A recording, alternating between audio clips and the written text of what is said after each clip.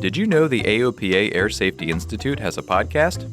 Available on Spotify, Apple Podcasts, or wherever you get your podcasts. There I Was features interviews with pilots across the aviation community, recounting their most unpredictable flights and how they acted in a moment of uncertainty. Hear from Michael Goulian, Kenny G, Julie Clark, and many others. Here's a sample episode. Let us know what you think, and give our other episodes a listen on whatever platform you prefer. Knowing what I know now, I wouldn't have even tried the landing, but at that point I hadn't really experienced real true downdraft stuff. Welcome to another edition of There I Was, a podcast where we put you in the cockpit with pilots in interesting situations and we learn how they flew out of them. I'm your host, Richard McSpadden, and today we've got a treat for you. Our guest is Thomas Middleditch, actor, comedian, screenwriter. You probably know him best for his role as CEO Richard Hendricks in the hit HBO series Silicon Valley.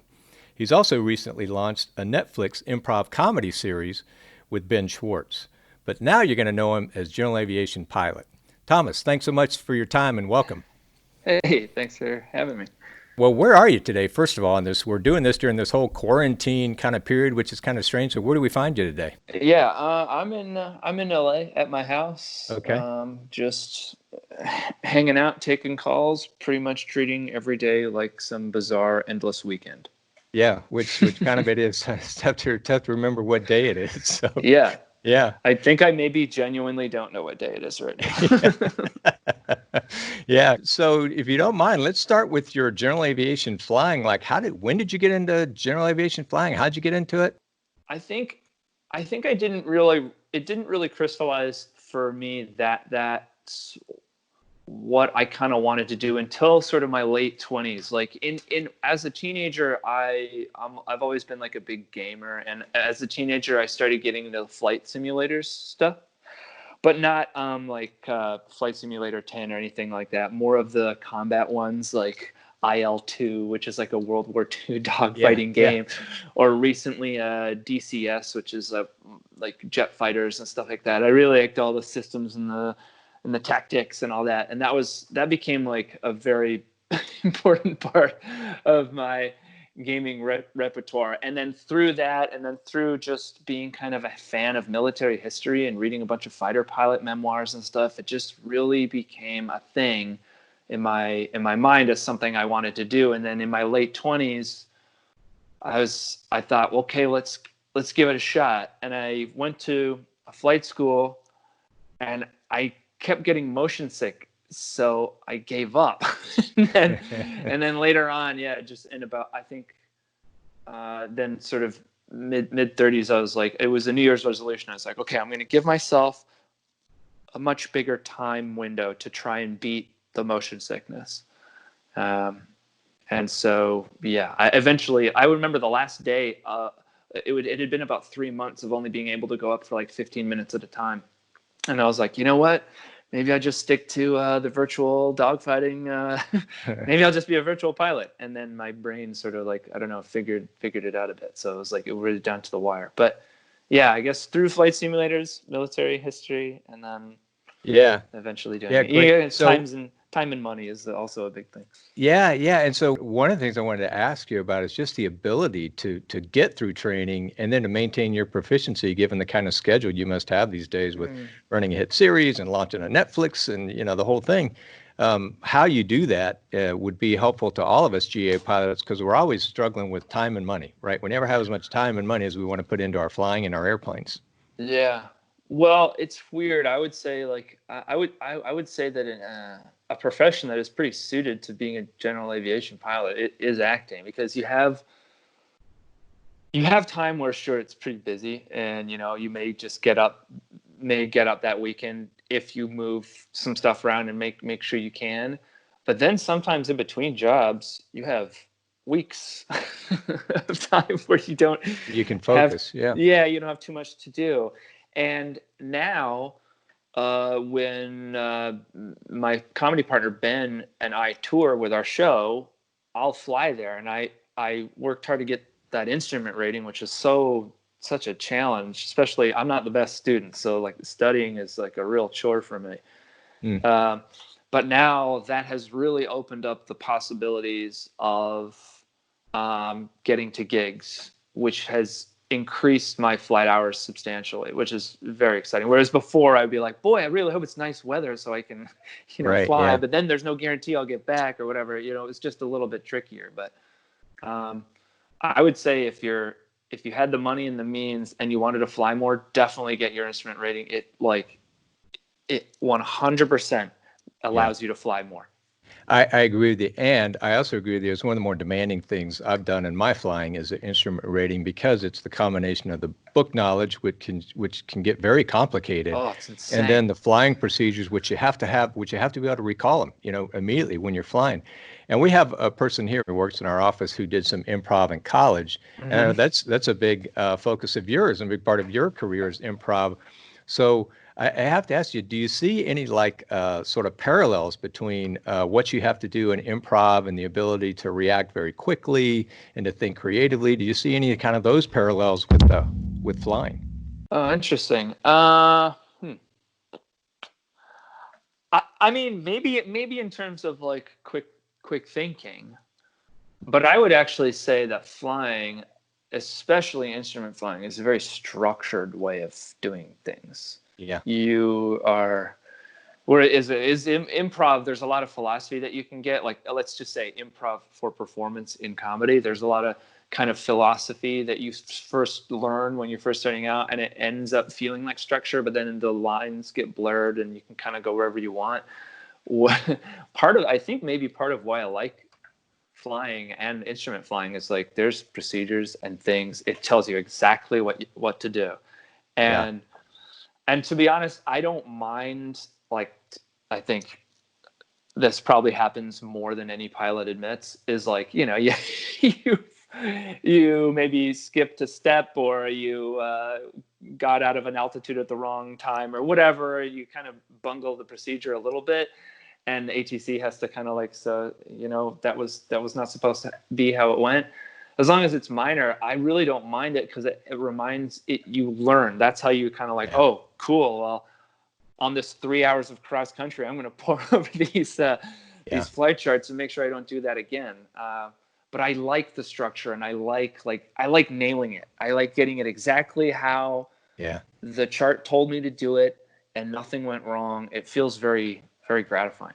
Tell me this, the gratifying feeling, do you still remember it? You got your instrument rating the first time you go out and you get your ticket wet, you're in the clouds, and you penetrate through, you fly an approach, and you come out, and there's the runway. Yeah. Is that not one of the most gratifying feelings there is in life?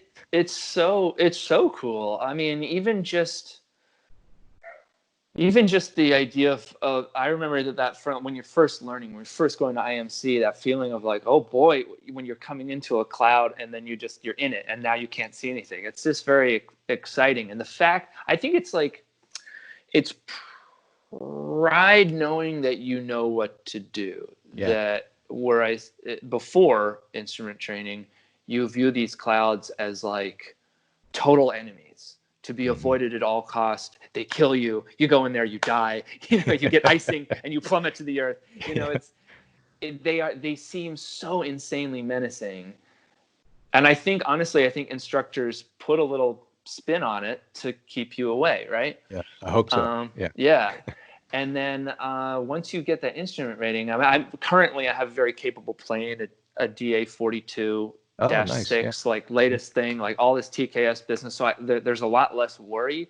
But if I had just the gauges to just be instrument qualified, and I would be going to, maybe I'd be a little bit more apprehensive, because you do have to worry about a lot of things. But it's just cool to know what to do and to know how to do it. And Yeah, I agree with you. It is to realize you got in those clouds intentionally, and you know how to deal with it, and you're trained to do something. There's a very tangible step that you see yourself moving to. So I agree with you. And also just like, I mean, there's lots of cool things about flying, lots of things that make you want to do it again.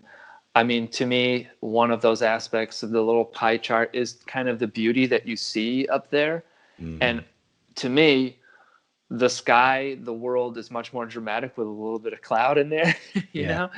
And it's, when you get to land at like pretty notoriously cloudy, rainy, wet cities, like places in Washington or Oregon or something, and you can go down there. You can't just be like, I don't get to do my trip. You can do it, and you get to land, and it's gray above you. It's exciting. It makes the sky through which you want to travel more dramatic. Yeah, I agree. So I got ahead of myself a little bit. I want to go back and talk about, like, what did you start flying in 172s? So you were able to defeat the air sickness, which, by the way, a lot more people had that than is realized. I think my daughter, when I was teaching her to fly, we did the same thing. We'd go up for short intervals, until she could just get used to it and get over the motion sickness. So you finally worked through that. And were you in a 172 or? Let's say, yeah, I took an intro flight lesson in a Piper Archer, and then the school that I learned at, Vista Aviation at Whiteman Airport, they have 172s. Yeah. And so after that, and they even had a retractable 172 that was always kind of like in for maintenance. I think the RGs have trouble with their gear. And also students, like, landing them all janky. Yeah. But from that, I got a Diamond DA40, just, like a kind of like a basic one with like a Gen 1 G1000 in it, which was nice. It was like, oh, cool. You can really see where you're going. So you did that right after your license? You got your license in a 172, or did you get the DA40 before? I got the DA40, honestly, within the last month of my training. I took my check ride in the 40, actually. Okay. I just did a quick sort of transition and did it. Yeah. I was fortunate enough that at that point I had the scratch to just like buy airplanes and stuff. So yeah. I realized that's lucky. So from there, I flew that around for a year and a half or so, and then I got a Marchetti 260. Yeah, I saw that. Yeah.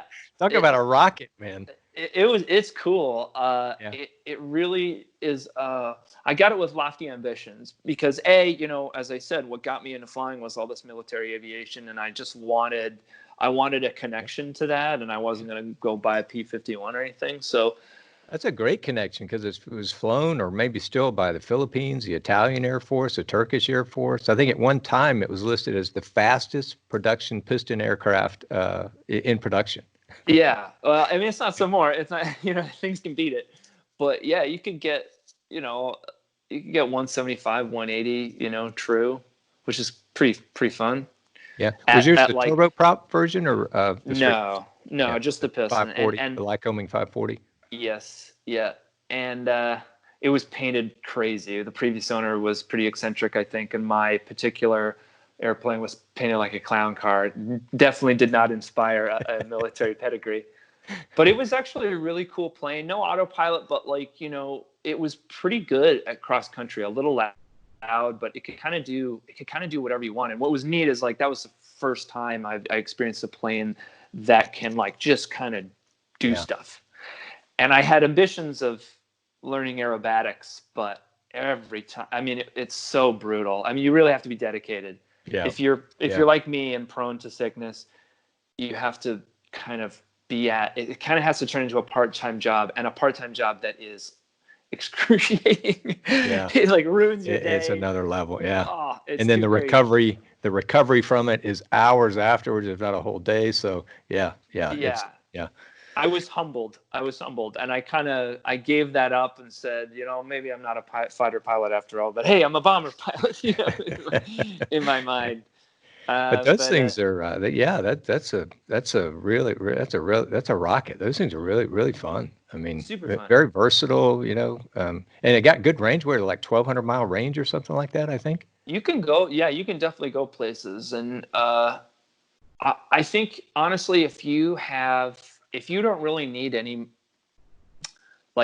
if you don't have people that want to fly with you, or if you just have you and one other, I couldn't recommend it more. Yeah. Because it's cool. It's a head turner. It does whatever you want in a tight sort of situation. Say you you have to avoid something, or I'm just thinking safety wise as opposed to anything that you'd voluntarily get into. You can just do it. You just slip out of there. It handles turbulence like crazy. It just sort of just slices right through it. With like bumps. It's a really clean airframe. Yeah, and it's got pretty good wing loading, so it absorbs that turbulence pretty well. Yeah. And there's a few things you got to learn when you're learning it and getting checked out in it. There's some fuel tank management that you really got to be aware of, but I think once you learn how to handle it, it kind of does anything you want it to. I really loved it. I just sold it. Did you? Yeah. Yeah. Okay. I got to a point where I had multiple airplanes, and I really don't have the time to do that. So I finally got the DA-42 after a Bonanza, even all these planes in between, and I just got rid of them all. So you're down to the DA-42 is the only one you have now? Yeah. Yeah. Okay. So you sold the Bonanza and the Marchetti. Mm-hmm, yeah. Mm-hmm. Or your description of your Marchetti reminds me of, Richard Bach, the author, Jonathan Livingston Seagull, and a bunch of really good books on aviation. He's really influential to me when I was growing up. He was notorious for flying around in a T-33 with daisies on it. so your Marchetti probably didn't have daisies and flowers on it, though, right? No, but it did feel like it always made me think of Eddie Rickenbacker's memoir, Fighting the Flying Circus, and it just made me think of, and you see all the pictures of all that particular German squadron. They're all crazy colors. Yeah, and it did make me think I was some kind of I was a Bosch pilot. What are some of the other favorite memoirs that you read that you remember that were sort of influential in your aviation? Let's see. I like Fighter Pilot, Robin Olds. Robin Olds' book, that's really good. That's awesome. I have to go over now because I think there's a book called They Fought for the Sky, which is like an history take on aviation in World War I and how fascinating it is that they essentially the Royal Air Force, which wasn't at the time, it comes over in 1914 with basically a bunch of Wright brothers flyers and how it evolves into this whole thing. What are they called? I think it's called the Wild Weasels or something, about the 105 squadrons that were, dodging SAMs and stuff. That's it's real white knuckle stuff. The Dam Busters book, I forget. I know there are a bunch, so I'm trying to think of the one that I'm thinking of. But I think it was a recent publication. This is some great, especially reading stories about those guys flying Thunder Chiefs. Man, you talk about a mission. You talk about some guts. People who make DCS, if anyone who's listening is familiar with that, that's that flight simulator that does jets and all that stuff. And I'm like, you got to do a Vietnam era, the Thunder Chief, just have an RCO in the back doing his thing. It'd be cool. Yeah. Well, you're Canadian born, so did you grow up watching the Snowbirds, and did they? As a kid? I didn't. I didn't. I was born in a pretty crunchy hippie town, and I was fortunate because it's been my career. I was involved in like community theater and improv and all that kind of stuff. So that was like my passion. And there was, in hindsight, an air cadet squadron in my hometown, which is Boy Scouts for the RCAF, essentially. I can say this with confidence. As a drama nerd, they were not the coolest kids. Like if one of the dorks is going like yee, but like now as an adult, I realize that doesn't matter, and I kind of just wish I'd checked it out, because I think that would have been a lot of fun, and I would have been able to fly earlier in life. Yeah, cool. Well, I think you were talking about a story where you were flying your Marchetti, and you went into UT-25, right? So that's Monument Valley. Yeah, interesting incident there. So first of all, I was looking that up before we got on here. Monument Valley looks like a really cool place to go into, but it's pretty remote. What are you going to Monument Valley for?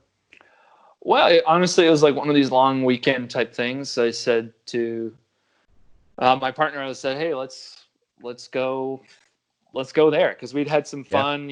I think by that time I'd flown into Sedona, Arizona, which has got that cool airport with a mesa there, the restaurant. It's like, oh man, this is neat. The Red Rocks. Yeah. And so I just wanted more of that. So you were doing like the rest of us GA pilots do. You were just out looking to fly your airplane, have some adventure, go to someplace new and fun, and yeah. And there was like a kind of like a bed and breakfast near that area, and you could do these tours and stuff. And I, seeing pictures of Monument Valley, it just looked really cool. Like in Canada, there's nothing like that. There's nothing like these like red rock pillars, sweeping Martian. It looks like Mars, right? Insane. And so, I'd called ahead to the airport and got it all squared away. And, sometimes you look at sort of like turbulence air mets and you go, oh boy, okay, let's brace ourselves. And you get up and it's really not that bad. And you're like, why was there an air met here? This is nothing. And so I was feeling very confident. I saw setting the the trap. I saw the turbulence air mets and I was like, oh, they issue that for anything. Like, get up there and flew over, and we had these incredible tailwinds, like 30-knot tailwinds, and I was like, see, this isn't bad. This is awesome. Thank you, AirMet.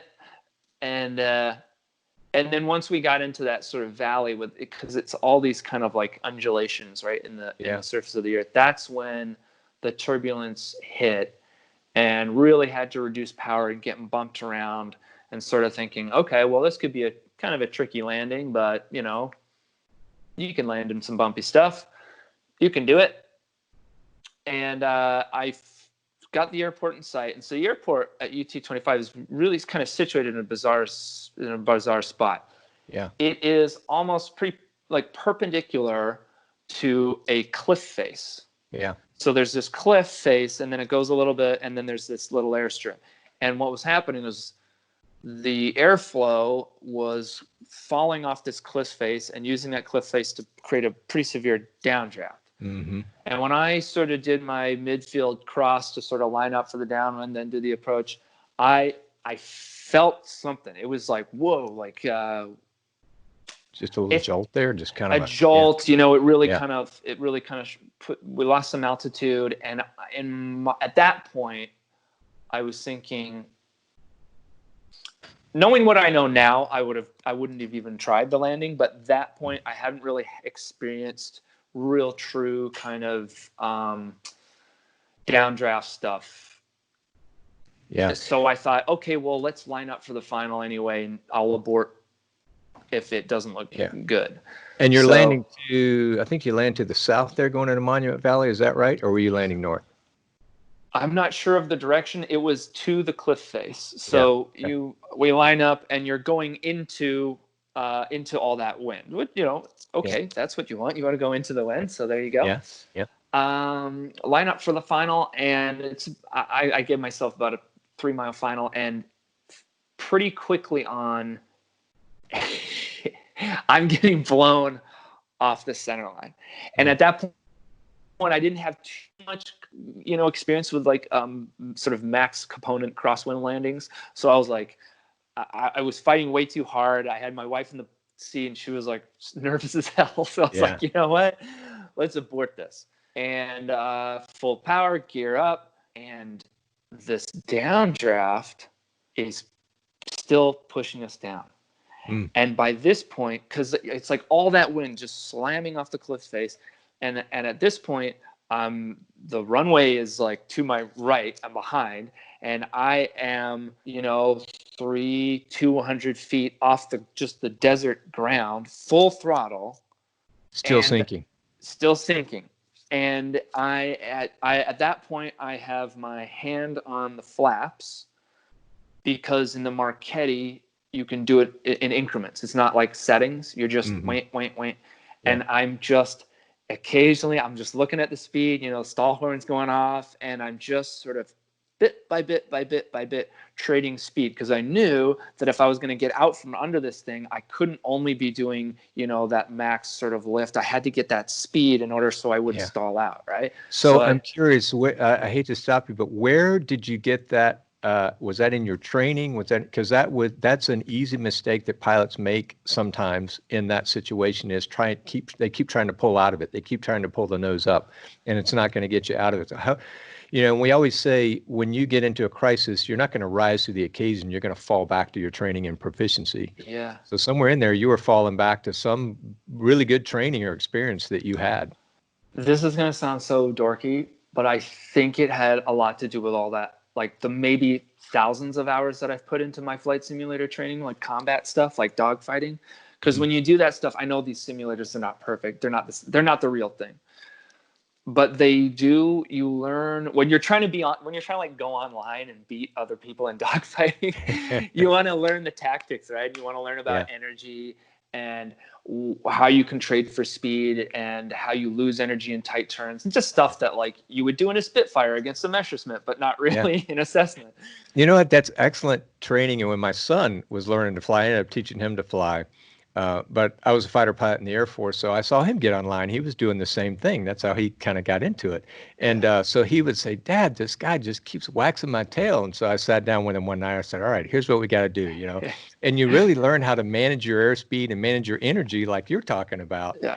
And it really is helpful. That's really interesting that you sort of picked up that essay from just doing that in those simulations. Well, as you know, then like, you talk about energy so much in dogfighting, especially.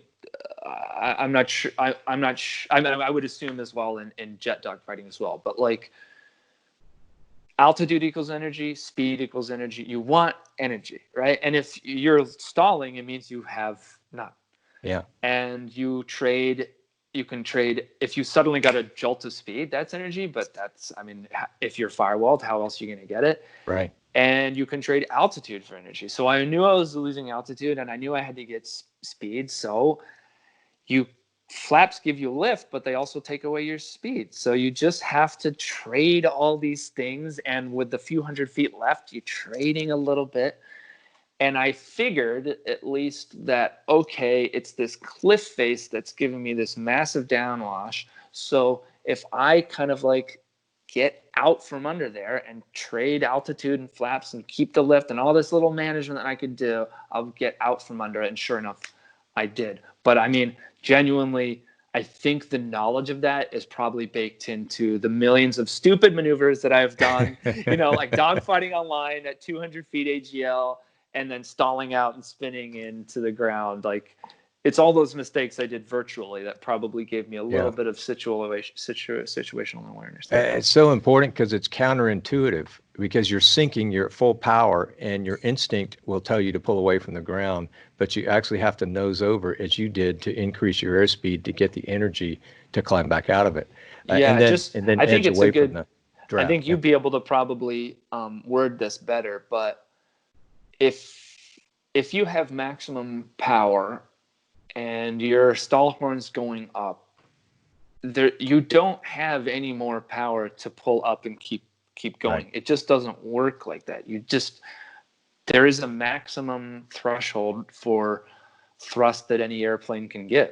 Mm-hmm. And at one point you have to remember that if you can't go any faster, the only way you're going to go faster is to nose down. Yeah. I don't know. There's probably a better technical way of saying that. That's a pretty good way to say it. We would say reduce your angle of attack, and there's a couple other ways, but that's really ultimately what you're doing is lowering your nose and trading some of that potential energy for kinetic energy, right? That's the way we used to speak about it in the old days there. But that's pretty interesting. And so, was there any indication going in there, like were the winds at altitude particularly strong? Or, we typically say be careful in mountainous terrain when you see wind above 30 knots. Were they, in hindsight, as you look back on it, what are some of your lessons learned on how to not get in the situation? The tricky thing is UT-25 has no weather reporting whatsoever. Yeah, it's pretty narrow too. It's like I looked at it's like 40. You got to be on your game to go in there. It's 5,100 feet. It's only 4,000 feet long, which density altitude, can get you there. Yeah. I think the trip for someone at my hour count at that point was a little deceiving because coming out of LA, it was smooth. You get up to cruising altitude, which for me at that time was probably I probably went a little higher than like the Marchetti performs best at, because there were such crazy tailwinds. Let's say I was somewhere around 10,000, like 9 to 11 kind of thing. And that was smooth because I think the turbulence was low level. It was like smooth the whole way through until we started descending and feeling the topography of the ground. And that's when the winds started to matter. And honestly, I was bumping around in there, but I'm thinking, this is the Marchetti. It kills this stuff. And so I think the first sign that I should have done something else was over that midfield, sort of that midfield. What am I trying to say? Cross. Yeah. When you cross midfield to get in a downwind. Yeah. When everything kind of was like, whoa, what was that? That big sort of like dip. And maybe should have just kind of said, let's go to the backup airfield. But it's really hard to make those. And I think in hindsight that the thing that is sobering is it's really difficult to see into the future, because at that time you only kind of know what you know, and you're thinking, okay, well, what's wrong with giving it a shot and going around if things don't go right? You have no idea that there's this invisible hand pushing your aircraft into the ground. So I think that's probably the biggest thing, because and inevitably I ended up going to another airport called Page, Arizona. And it was bumpy going in, a little bit windy, but totally manageable. Yeah. So the trip, if that was our original destination, the trip totally could have been done, and the most we would have experienced is some bumps going in.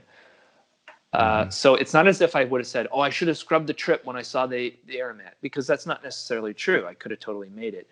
That it was that specific airfield of like, it's private, no weather reporting, and there's like an air mat around. I think maybe if there's something like that and you haven't landed there before, maybe choose your backup instead. Yeah.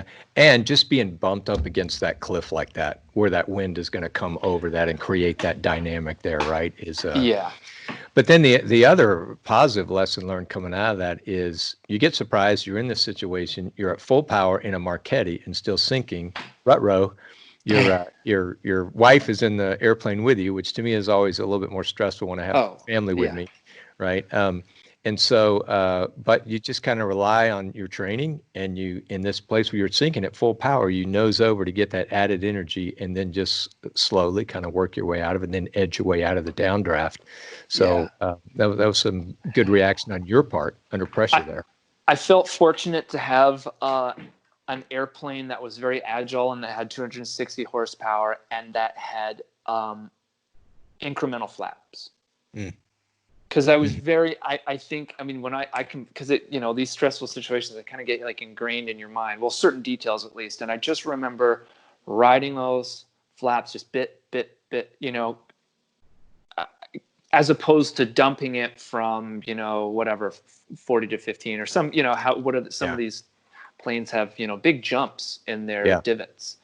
That was nice. I remember landing, and my wife went to the bathroom and had like a trauma bathroom experience. I was a little shaky myself, just being like, well, that was kind of crazy, but there was also a moment of like, man, I did it. Like, I'm glad I learned that. And she was not keen to get in the plane going back, but I was like, man, don't you realize like there's so much knowledge that was just gained. This is great. I love flying. Like, it could have gone so the other way, but I feel fortunate I get to kind of go that it's an entirely a positive experience for me. Well, and I'm so thankful, Thomas, that you're willing to help share this story so people can learn from it, because I think that's a big part of aviation and our safety culture, is that we all kind of share our experiences doing this hangar talk stuff, where we can put ourselves in the situation without actually flying the situation. So, we have some level of experience if we ever see something like that. So, appreciate you. I'm glossing over the many times that I've, flubbed over the radios or made my procedure turn a little early or whatever. I'm like, whew, Well, I tell you, if you fly a lot, which a lot of us have the privilege of doing, you're going to make mistakes, especially if you're pushing yourself and going to new places and trying to do different styles of flying. You're going to make mistakes, and what you hope is you have the experience and the training to fly yourself out of them. Yeah. Well, I think we all do. Yeah. It's hard. There's so many little details in aviation, and it's really hard to get lost in the shuffle, the minor things. I mean, I feel I really like, for example, before in all the previous aircrafts, once I kind of got the flow of the aircraft, I kind of wouldn't use checklists. It was a bad behavior. And in this 42, the checklists are built into this, like into the G1000 deck. So I just make a habit of just like, I'll just pop it on the screen, bip, bap, bap, just check through them. And it's a good thing I do. I think, I know it's kind of dorky maybe, but checklists are good because there's so many things to juggle. It really is. Yeah. I mean, obviously some things you can work into your flow and actually think that's good practice in certain tasks, so that you're not like, oh wow, this is a stressful situation, let me bring out my sheet. No, some things you got to know. Right. Yeah. But for procedure stuff, especially instrument flying, there's just like lots of stuff, and just get a checklist or have an acronym and just make sure you tick it off. Yeah. They'll keep you out of trouble 99 times out of 100. You don't need it, but that 100th time that you forget something critical, you'll kind of wish, why didn't I just pull out the checklist? Exactly. So, and you got so many things in your mind, even things that aren't even aviation too, so you'll just kind of forget something. I mean, there's how many times for me, I'll be flying along and it'll be like a good 10 minutes into the journey. I'll be like, oh, whoops, my gear's down. Just like, what am I doing here? Where was my head at? Yeah. I used to do that in my Super Cub. It's one of the most simple airplanes you can fly. The only thing you have to maneuver is the flaps. That's it. So I'd practice take off with some flaps down. I'd be flying around going, man, it's going slow today. And I've had the flaps down since it was the only thing I had to do after takeoff was raise the flaps. Right. And I'd forget to do it because I'd get distracted, So just being in those flows and going back through them. And it only takes a few seconds. So yeah. Great. Well, hey, I want to thank you so much. Wish you the best of luck in your Netflix series on the improv comedy special. That's some pretty good stuff. Oh, thanks. Yeah, the response has been really kind of special. People have been digging it. There's 3 of them. They're all completely improvised. It's like about 3 hours of controlled insanity. It's a good time. Yeah. It looks like a lot of fun. Yeah. No, thanks. So thanks. Well, Thomas, is there anything else you wanted to chat about today, or anything else in your flying or GA flying that you think our members would find interesting? I don't know. I think right now I'm just trying to look for reasons to fly. I mean, some of it's just joyriding because it's interesting. You're like, oh, I could go overnight someplace, but then it's like, well, where am I going to stay? So there's just a lot of like, right now, at least I've been sort of picking a few just random airports that I kind of wouldn't necessarily stay overnight at anyway, but just to like fly, walk around, see what's up, bring my face mask, that kind of thing. There's also encourage, even if you can't kind of book a flight for stuff, there's all kinds of organizations that you can volunteer your plane and your time to go do it, like Pilots for Paws, they transport pets, and what's this, Light Wing or something that does environmental stuff like this. There's just, I think if you're looking for, like, you've got that weekend or you got that time, you're just looking for that motivation to get up and flying, you can always lend your time and your airplane, to some causes and get some missions. And you have like a mission, you tick that off your list. That's right. Yeah. It's great. Yeah. Well, so what's next? You going to get a seaplane rating or anything? You got one already, or where's that? No, in terms of ratings, I wouldn't mind the tail wheel. That sounds pretty cool. Yeah. A seaplane, man, that'd be neat. Especially if I, for some reason, have to move back up to British Columbia, Canada, where I'm from. That's the type of flying I would love to do. Just because there's lakes and rivers and all kinds of stuff all over the place. Beautiful country. It would be so cool to hop around on something like that, or even like a Robinson, 44 or something, just landing wherever. There's a couple of YouTubers that I think one guy's out of Vancouver. He's a beard and he has a bulldog. I forget his name, but yeah, he flies his Robinson all over the place. It's just so fun. I got to tell you that seaplane flying, it's tough to do that and not have a smile on your face and giggle throughout the whole thing. That is so much fun to land on water. Are you a boat? Are you an airplane? You're kind of boat. That's a ton of fun. Yeah, I can imagine. Right now, I'm really excited about the multi and the instrument and just going kind of bigger distances in this 42. I've got, when the time comes and I wouldn't mind getting from LA to like the Bahamas or something at one point, or LA down to some place way south in Mexico, just a real journey. As I have done those, I've done LA to New York actually a few times and around the East Coast, and that's super fun. But I wouldn't mind, something even bigger. Yeah, man, that's great. Well, thanks so much for your time, Thomas. I sure appreciate it. You got it. Well, how fun was that? Thomas Middleditch, Netflix star and HBO star, but really just a general aviation pilot flying around like the rest of us, stretching his skills a little bit, getting in a little bit of trouble and using his training to fly out of it. And, what was great to hear was he started out with some air sickness and just worked through that out of his love and desire for flying. And I've talked to a lot of people that have that same situation, and it's probably motivating for them to know that you can work your way through that over time, like he did. So how fun is that? And who knows, maybe we'll run into him out of the GA airport one day, and he'd probably love to just chat flying with us. Until next time, alongside our producer, Tyler Pangborn, I'm your host, Richard McSpadden. Fly safe. If you'd like to hear other episodes, submit comments, or submit your own story to potentially be featured on the show, please visit airsafetyinstitute.org/thereiwas.